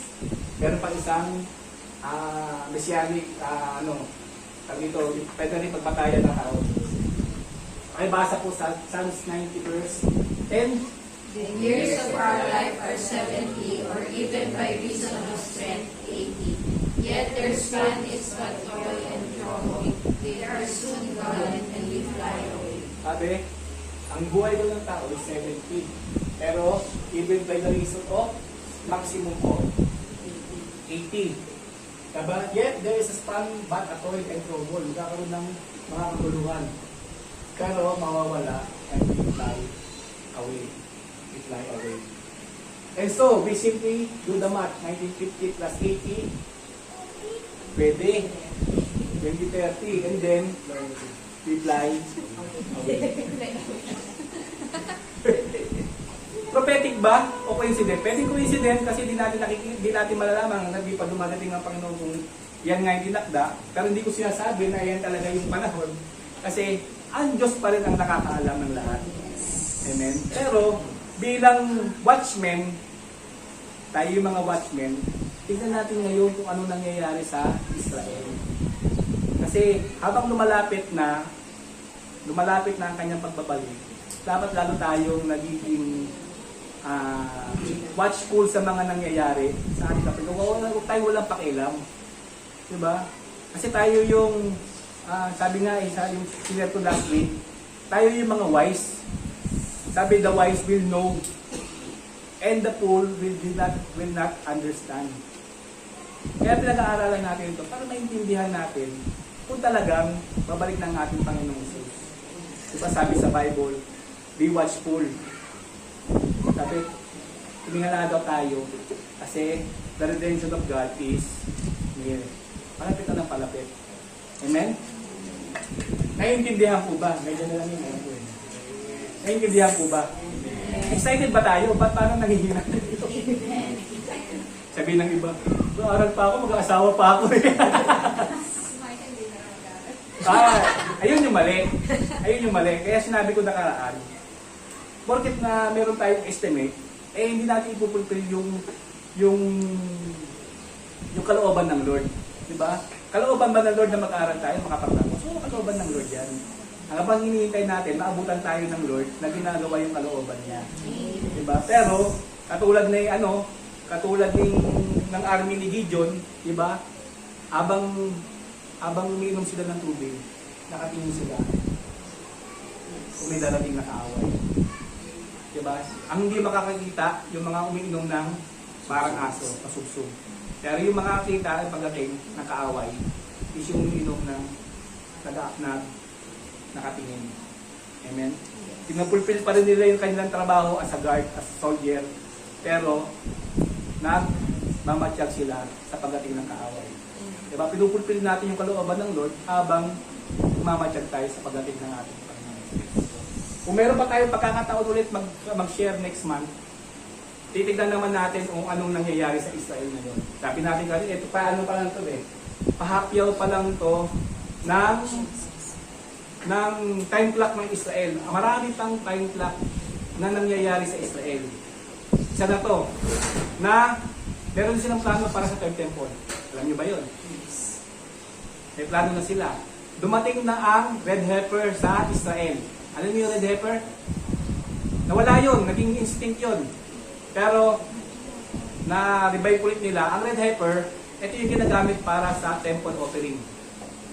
Nawala siya for thousands of years, pero nagkaroon ulit. Ewan ko kung paano nila na-reproduce ang red heifer na nawala. Kasi yun yung isa sa magiging palatandaan na pwede sila magsimula. Kasi yung red heifer, yung ash niya, ayun yung gagamitin ng mga high priest para panglinis ng kanila bago sila pumasok sa temple. Bago sila pumasok sa temple. Amen? Kaya makita natin ngayon, yung mga nangyayari ngayon sa Israel is mga palatandaan ng kanyang pagbabalik. Yung pang nangyari sa Israel ngayon, yung sa Hamas, siguro may sasama natin yan, is pwede siya maging sign na yung nangyayari sa Israel is a sign na siya na yung wars and rumors of wars. Saka yung nangyari, yung Kippur War. Yung Kippur War 1973, anniversary niya nung 2023. 50 years. Jubilee na naman. Kaya, excited ba tayo? Amen. Parang konti na lang excited. Okay? May tanong po ba? Tanungin din ako. Pagtanong na kayo sa tayo. At sasagutin. Si Kuya Jan. Maliwanag naman. Yes. Maliwanag naman. Okay. At least naintindihan natin. Kaya lang naman mahalaga maintindihan natin. Tapos ngayon, mag-abang na tayo ng mga sign ng pagbabalik niya. At hindi ito, para hindi tayo mawalan ng gana sa buhay, kundi lalo tayo mag-strive. Diba? Mag-share ng Word of God. Kasi alam natin, pag hindi sila share ng Word of God, pwede sila hindi makasama sa pagbabalik. Amen. Meron pa tayo last 2 minutes para sa ating final exam. Okay? Tayo po ay tumayo, manalangin. Lord, maraming salamat, Lord, sa iyong mga salita.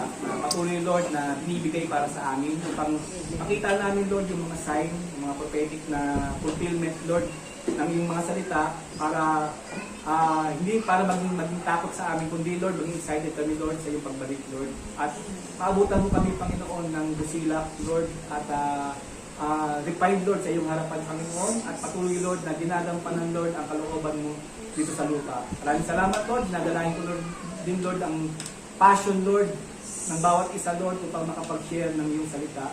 At maabot, Lord, yung mga tao, Lord, na kailangan, Lord, maabot bago sa iyong pagbabalik, Panginoon.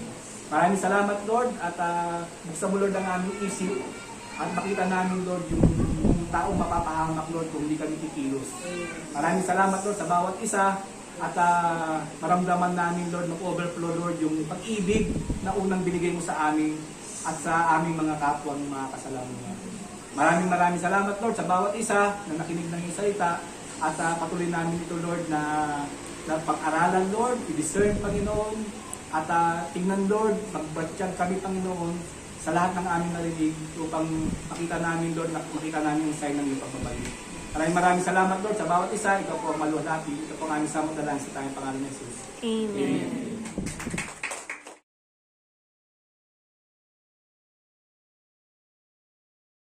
Thank you kay Elder Jams, no? Sinamarize na sa atin, di ba? Yung mga prophecy at mga na-fulfill na. Kaya yung mga prophecy na hindi pa nangyayari, sigurado talaga na mangyayari ito. Amen? So, kailangan talaga maging immerse tayo, no, sa salita ng Panginoon. Di ba? Kasi doon natin malalaman hindi tayo magiging tawag dito, unlearn. Kaya, immerse in the Word of God. Yan. Love the Word of God. Mahal pa natin ang salita ng Panginoon. Amen? Live the Word of God. Ipabuhay natin yung salitang naririnig natin every day. Amen. Sabi nga ng Matthew 5, basahin ko lang po. So verse 17 to 20. Sabi dito, do not think that I have come to abolish the law or the prophets. I have not come to abolish them, but to fulfill them. For truly I tell you, until the heaven and earth disappear, not the smallest letter, no, kahit yung mga tuldok, kuwit, no, mahalaga yan, no, not to the least stroke of a pen, will by any means disappear from the law until everything is accomplished. So, sa lahat po talaga is mangyayari. Amen? So, patuloy po din natin ihanda ang ating mga tithes and offerings sa Panginoon. Amen? So, hindi na po ba yung mga sobrang? So, 10:20. Let's pray po. Amen? Hallelujah. Panginoon, maraming salamat sa oras na to. So, thankful kami, Lord, sa lahat na ibinigay mo sa amin, Panginoon, upang makapagbigay din kami sa iyo, Lord. May balik namin, Lord, yung 10%, Panginoon, na hinihilig mo sa amin, O God. Salamat, Lord God, sa strength. Salamat, Lord God, sa work na binigay mo sa bawat isa, Panginoon. Even sa mga nagbe-negosyo, Lord God. Patuloy mo kang makita, Lord, na good steward, Panginoon, kung ano yung pinagkatiwala mo, O God. Sabi mo nga, Lord, na gagamitin mo to, Lord, para sa advancement of your kingdom, Panginoon. Kaya bless mo, Lord, ang bawat isa na nagbigay sa iyo at patuloy namin ito binabalik sa pangalan ng Jesus. Amen. So, pakilagay na lang po. At ngayon po ay month ng October. So, 4 na linggo na po ang nakakaraan ng October. So, syempre, hindi naman tayo papahuli na hindi mag-celebrate, di ba? Alam niyo po ba ang celebration ngayon? Wala naman si Pastora. Alam niyo po ba? Yan, Pastor's Appreciation Month. So, patuloy natin i-appreciate yung ginagawa ni Pastora, di ba, sa atin. So, meron pong ginawa ang youth na presentation. So, after nun po, tatawag po ako ng Thank you kay Pastora. Amen?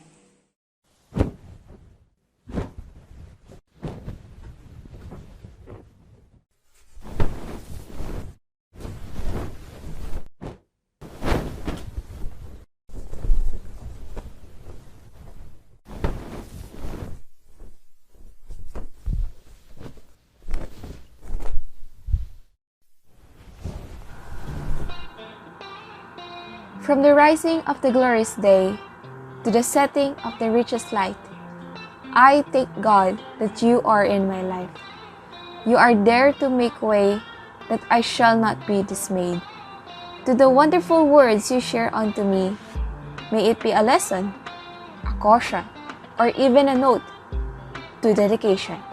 I give you my thanks for raising me to become the person you now see. Person that's mission to mold me, to build me up and count every motion, to my inspiration, to the strong person I seek weekly. I write this poem to show my appreciation for you, my leader, My teacher, my mentor. my parent, to my pastor, thank you for everything.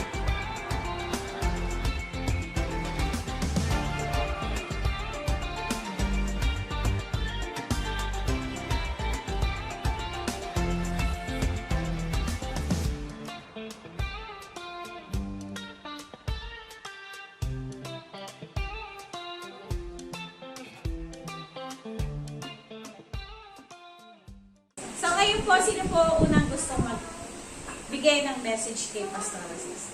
Ito na po yung pagkakataon niya. Ako na naman mag-message. Tatawag na ako si Badje.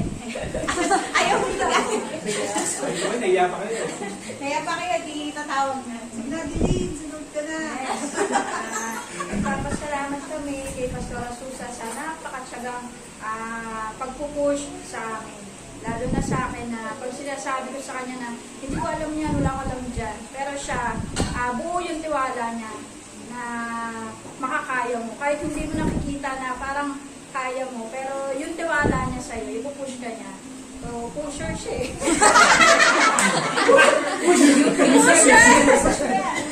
Kaya salamat sa, nagpapasalamat ako sa Lord sa buhay Sa buhay tayo.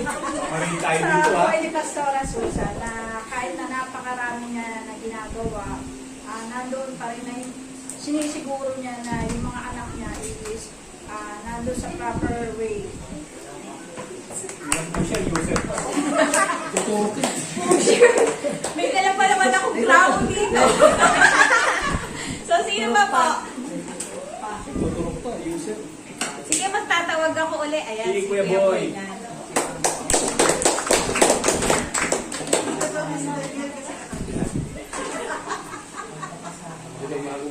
Alam po natin na ang kalalagayan ni Pastor Susong ngayon ay nanggaling doon sa kanyang sawa, Pastor Angie, na matagal natin kasama talaga. Isipin mo, ikukwento ko na kunti na. Nung mapunta ko dyan sa JFBC, cornerstone pa pala yun araw, 2003. Nung magsara ang kumpanya ng ano at doon na nagsimula ang lahat, pagbawag doon ko naranasan, ang lahat-lahat. Kaya nung dumating ang pag-oras na mamahingin na si Pastor Angie, alam natin na ito ay may pagpapasahan. At ito nga ay biglang naanuhan ng mga ating mga kapatid sa para sila, Pastor Wilbert, na sa kanya isalin. Pero sa totoo, sa kanya nang galing ang kayulman na parang inisip ni Pastor Susan na baka hindi niya kayanin. Kaalala siya na, siyempre pag-aalala. Kasi hindi naman siya talaga, hindi yung ano niya. Pero dumating ang ano talaga na tinawag siya ng Panginoon, ituloy mo yan. Kasi tinawag ka na ikaw ang may bahay, pagpatuloy mo. Pero alam natin kung paano nag-struggle si Pastora, kaya nagpapasalamat ako sa Panginoon, nabigyan siya ng lakas na gawin at gawin ang lahat sa kabila ng mga alalahanin. Alam natin kung paano meron siyang karamdaman, meron siyang nararamdaman, pero yung bali wala. Kasi alam naman natin, pag lumakad siya, may baho siyang candy, may baho kung ano-ano. Diba? Kasi nga, sa kanyang kalagayan. Kaya purihin ng Panginoon, dahil talaga hanggang ngayon, malakas siya. Kaya salamat ako kay Pastora Susan sa kabila ng alam ko minsan, nagiging-isipin din ako sa kanila. Kasi nga, kaya Pastora Susan, patawag ko minsan, parang akala ko ya parang hindi ko na-update mga, kasi alam mo na siyempre, nag-struggle din ako sa pamilya ko, may pagkakataon na minsan, hindi, Tutong last Sunday, hindi ko rin nakalain namin, pero pala tayong kaya maraming salamat po ganun din. Bilibig niya pa rin ako magpatuloy, suportahan ng ating pastora. Maraming salamat sa Panginoon. Amen. Si Ate Jeng, alam ko, dito papauli. Excellent student.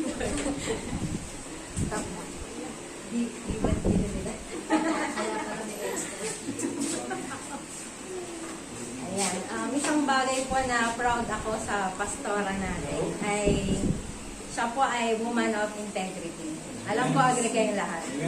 Kaya hanggang ngayon, buhay po yung pastora natin. Kaya the Lord preserves yung mga tao na merong integrity. Ang isang tao may integrity, siya lang yung merong kakayanan para mag-build up.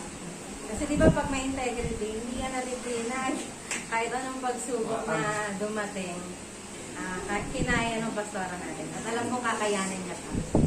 Kaya po, thankful ako sa Lord sa buhay niya na nabibuild up po tayo lahat. Amen. Salamat po sa pasensya, pastora. Sa mga pagkakataong may mga yung medyo kinukulang, nagkukulang ba? Yun po, salamat sa, dahil hindi lang po kayo pusher, addict pa kayo. Addict si Pastora, addict sa word. Yun ang gusto niyang makuha natin na kasama na yun. Ayan, kaya masaya tayo eh. Puro gala. Ayan. So, thank you po, Pastora, sa buhay niyo. At pagpalain po kayo patuloy ng Panginoon.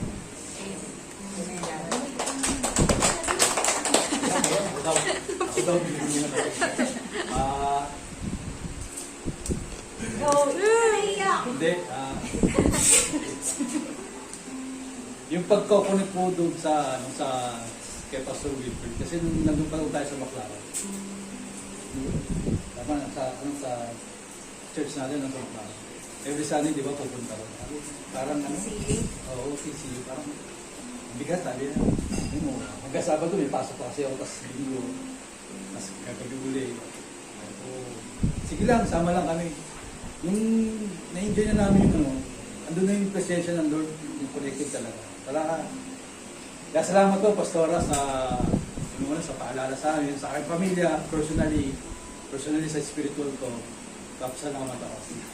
At ganoon din sa guide niya sa amin, alam niya yung naging problema namin. Salamat po, Pastora. Isa na lang pong paalala, sa lahat tayo thankful. Basahin ko lang po yung Hebrews 13:17. Obey your leaders and submit to them, for they are keeping watch over your souls. Yan. Kaya kailangan, huwag na tayong pasaway, di ba? Kasi sabi dito, at those who will have to give an account, let them do this with joy and not with groaning. Yan. Para maging masaya lagi si Pastora, hindi siya stress sa paglilingkod sa Panginoon. Maging obedient tayo lagi sa Kanya. Amen? So, yun lang po yung paalala. Hindi lang sa inyo, lalo na po sa amin. Ako na bago bumaba. Edwin pa. Wala kasi PPM na lang. Na-surprise naman ho ako. Hindi ko naman Surprise! inaasahan. Ganon. Okay. At saka kaya ako sabi po na isama nyo yung mga elders or yung mga nag-disciple sa inyo kasi kumbaga may authority, delegated authority po na binigay sa kanila. At salamat po nakapagsalita si Eyo kasi hindi next year. Next year na. Yan. So, kasama po sila sa mga deacons, mga nakikita nyo na pinapatayo ko. Kasi sabi ko nga, hindi naman ako forever na buhay dito. Kaya piniprepare na po yung next generation. At salamat po na mamaya isama nyo kami sa prayer ng mga leaders or ng core. Dahil may mga decision po kami gagawin. Actually, nung last Sunday, tinignan na po namin yung mga lugar. Hindi naman tayo pinapalis dito ni Kuya Edwin. Pero ang tinitignan po namin ay yung time na ma-train yung mga kabataan po natin, yung couple, dahil sila po yung magpapatuloy. So, ganun na po kabilis ngayon ang pagkilos ng Panginoon at magpe-prepare na kinakailangan para sa kasunod na generation ng mga righteous leaders. Hindi lang po dito pang church, panglabas po sila sa marketplace, ilalagay. Kaya kailangan may maging equipped din po sila. So, yun po yung i-consider namin at patuloy na hindi lang yung spiritual but even yung practical. Kaya yun pong mga pagkakaloob nyo, tinitingnan din namin. Kakayanin na ba ng Panginoon? Kasi ang Panginoon po, gagamitin yung mga tao para i-provide yung ating pangangailangan. Kaya nga po sinasabi na kung kayo ay pinagpapala ng Panginoon, ano yung purpose, bakit kayo pinagpapala? So kasama po yun. At piniprepare mo natin yung mga kabataan ngayon na malaman nila pag dumating yung time na nagkatrabaho sila, nagka-business, kung saan sila dali ng Panginoon, alam nila yung purpose, bakit sila pinagpapala ng Panginoon. So yung pong servant leadership, yun po yung pinupush natin sa mga magiging manggagawa. Pero salamat po sa ginawa mong tula. Tula talaga eh. So yun pa yung mga, at alam nyo po na si Risha po may sinisharean din niya na may ginawan-tuwan ka na. Oh, yun. So, dalawa na sila after yung mga pagwantuhan sa mga kabataan. So, hindi mo natin na nilimitahan yung kakayanan ng mga kabataan na makaabot. So, sama niyo po kami mamaya sa panalangin at the same time, maging joyful din po yung mga nagwa-one-to-one sa inyo. Accountable po sa akin dahil sila yung tinatanong ko about sa kalagayan. Saan na kayo dinadala ng Panginoon at makita nyo rin po sa mga wina one-to-one at yung mga hindi pa nakatapos ng one-to-one, bumalik po kayo. Yan. Na kayo mismo ang magpuproduce o maggagamitin ng Panginoon na magkaroon ng mga iwa one-to-one. Kahit isang tao, kaya nga one-to-one eh, kahit isang tao lang po yan na sinishare nyo na patuloy na makilala ang Panginoon. And along the way, makikita nyo po, ano yung talagang pagkatawag sa inyo ng Panginoon. Hindi na kayo may talent, skills, at saka gifts, pero yun pong pagkatawag sa inyo ng Panginoon. Kaya, nawa po ay hindi na, tinuturuan lang ako para ano lang, hindi yung para magparami, kundi para po patuloy na maagaw natin sila sa gawa ng kaaway. Okay? Kaya nawa po, huwag niyong baliwalain yun pong mga bagay na ipinahahayag sa inyo ng Panginoon through yung mga leaders po na nag-aalaga sa inyo. Hindi ko na kung kaya mag-alaga ng madami. Kaya yung pong, pero pagka yung pong mga request nyo sa panalangin dumarating, pinapanalangin ko po agad. At the same time, yung counseling ko by phone na. Kaya kailan lang po may tumawag sa akin, Pastora, tama po ba yan? Hindi taga-church natin. Tama po ba yun na yun pong dating church na ina-attenan ko, sabi mamundok na raw kami. Taga rito lang mo sa Kabigyo. Kasi darating na raw ang Panginoon, withdraw na raw lahat namin yung pera, kasi daw, wala na rin para pagkagamitan, kaparehong sa iyo agila. Dahil, sabi ko nga, at least, alam mo yung katotohanan, umalis siya. So, malapit na, sabi ko, malapit na kung yung second coming ng Panginoon. Huwag yung babaliwalain yun at ayusin nyo na yung lakad nyo sa Panginoon kung hindi pa maayos. At warningan nyo na yung mga hindi pa maayos at hindi nagpapatuloy sa Panginoon. Yung mga lukewarm, yung mga karnal, yung mga, may mga katanungan pa patungkol sa, sabi nga po, ipagliligtas ng Panginoon, hindi niya titignan yung nakaraan mo. At hindi niya titignan kung ano ka ngayon. Kundi titignan niya gaano ka kawiling na isuko yung sarili mo at buhay mo sa Kanya. Amen po ba? So, maraming salamat po sa inyong mag-appreciate at biyaya po ng Panginoon na 2008 ako nagsisimula. 2003 po nabuo ang Jesus na Faith Builder Church. Yun po yung time na si Pastor Andy yung nagbigay. At pinagpapatuloy lang po natin. At Ito na po yung sinasabi ko sa mga magkakaroon ng branch na JFBC. Actually, dalawa lang muna, Baclaran, Cavite. Sa Cavite, hiwa-hiwalay pa. May Las Piñas pa. Pero naghahanap po ang Panginoon ng taong tatayo. Sana may manalangin sa inyo na, Lord, ako yung itayo mo. Ako yung gamitin mo at patuloy kitang susundin sa gusto mo mangyari sa aking buhay. Yun lang po yung andyan po si Dilin na magpapatotoo na sinabi ko sa kanila nung bata pa sila. Kung may sinabi sa inyo ang Panginoon at ayaw namin ni Daddy, ang Lord ang sundin nyo. Same thing din ng kay Nico na mahalin mo si Jesus kaysa kay Dilin. Dahil kung ano man makita mong mga weaknesses ni Dilin, dahil mahal mo ang Lord, mahalin mo rin si Dilin sa kanyang mga weaknesses. Sa mga mag-asawa mo yun, hindi ko pwedeng hindi nyo makita yung weaknesses. Kaya nga po kayo pinag-isa ng Lord para po mag-complement yung strength and weaknesses nyo. Kaya wala pong divorce sa atin. Okay?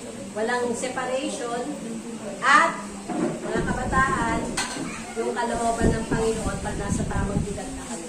Basta ano ba yung tamang edad? Abay, trabaho na kayo. Si Ate Dilip, pinasal ng 30.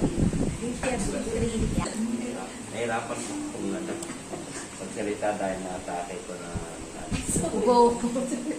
babas-basan ko na. Tayo po tayo lahat. Tayo po. Salamat ulit kay Pastora na siyang naging guide natin spiritually. And we pray na laging matatag ang ating Pastora sa buhay na ito. Sa mga susunod na panahon, medyo marami pang mga challenges. Hindi natin alam ang pwede mangyari sa buhay natin. May gerang nakaamba, may mga tao dyan, may mga dilubyo na biglaan na lang tutulog sa atin. Pero at least nandyan ang ating pastora na siyang magbuklod sa atin. Hindi ba kayo thankful na after nitong pandemic, buo pa rin tayo at parang nabuo din, parang nabuo, mas naging intact. Amen. Pansin niyo ba yan? Parang Yes po. So, tayo po yung manalangin. Lord, salamat po Panginoon sa umagang ito. Papasalamat kami dahil sa mga mensahe mo Panginoon na dapat namin tignan ang Israel na siyang panuntunan ng iyong pagdating at lagi namin bantayan ang iyong bansa Panginoon na pinili para po hindi po kami maging ignorante sa inyong pagdating at sa inyong pagbabalik. Amen. Salamat po dahil sa mga panahon na ito nakita na namin unti-unti na tutupad ang iyong mga propesiya Panginoon, ang iyong mga pangako sa amin especially. At dalangin namin Panginoon na muli po ang kapayapaan ng Israel at ng Palestinian, ng Hamas, nawa po ay puksa na nila yung nais nilang puksain at matigil na po ang pagbubomba.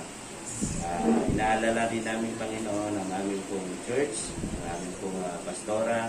Salamat po sa buhay niya, salamat po sa kanyang dedication.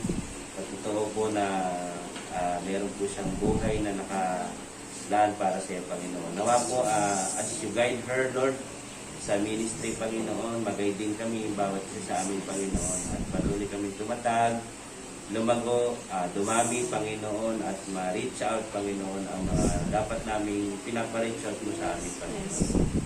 Bless her, Lord, at bless JFPC, Panginoon, sa iyong mga biyaya, Panginoon. Kami po ay nabubuhay, Panginoon, sa iyong grace, Lord. Thank you po, Lord. Thank you for this time, Lord. Bless you, Father, in Jesus' name. Amen. Amen.